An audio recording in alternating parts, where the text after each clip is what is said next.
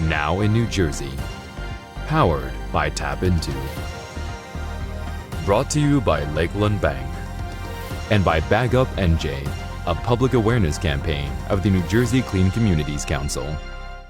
Thanks for joining us on this Monday, May 30th, Memorial Day. I'm Kristina Behr. Parades and commemoration ceremonies are back in full swing this year to honor those who gave their lives in the line of duty. The Groveville Yardville Memorial Day Parade marked its 150th anniversary. TAPinto Hamilton Robbinsville reports the parade is said to be the oldest in New Jersey and the second oldest in the nation. The community's tribute to those who lost their lives in the name of freedom dates back to 1870, and although the parade is technically in its 152nd year, the community has decided to commemorate its 150th tribute this year due to COVID restraints in the last 2 years. Bernards Township's annual Memorial Day parade and ceremony honoring the fallen returned to downtown Basking Ridge this year with a full traditional display. TAPinto Basking Ridge reports it's being hosted by the Basking Ridge Volunteer Fire Company. Westfield's observance is back and bigger than ever. The town decided on a parade and picnic this year with free food, beer and wine, live music, and activities for children. TAPinto Westfield reports the day's observances, traditionally organized by the American Legion, received some help from additional volunteers this year. Up next, the son of a World War II veteran and TAPinto publisher talks about his father's heroic legacy.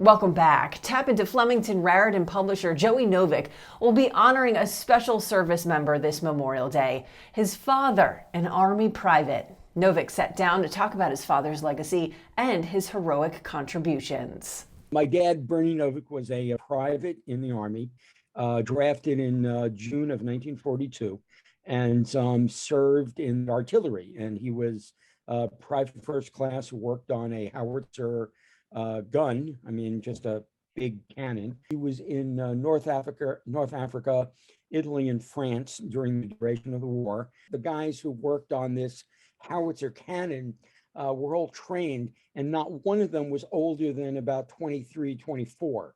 So that just absolutely boggles my mind when I think about what he went through. And I miss him like hell, but I have all those stories, just story after story that he shared with me during the time that he was in the military.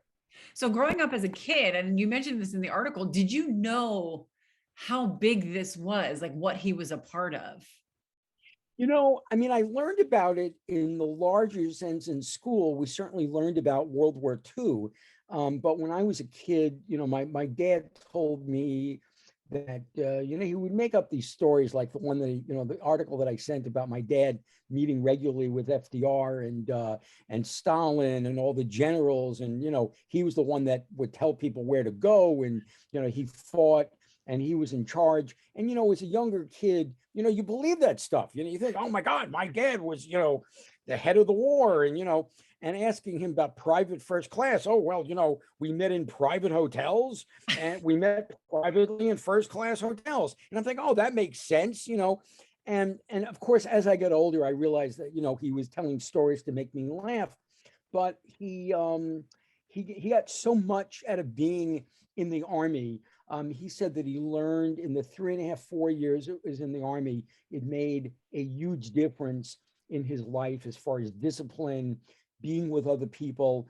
And the other thing, as a young Jewish man,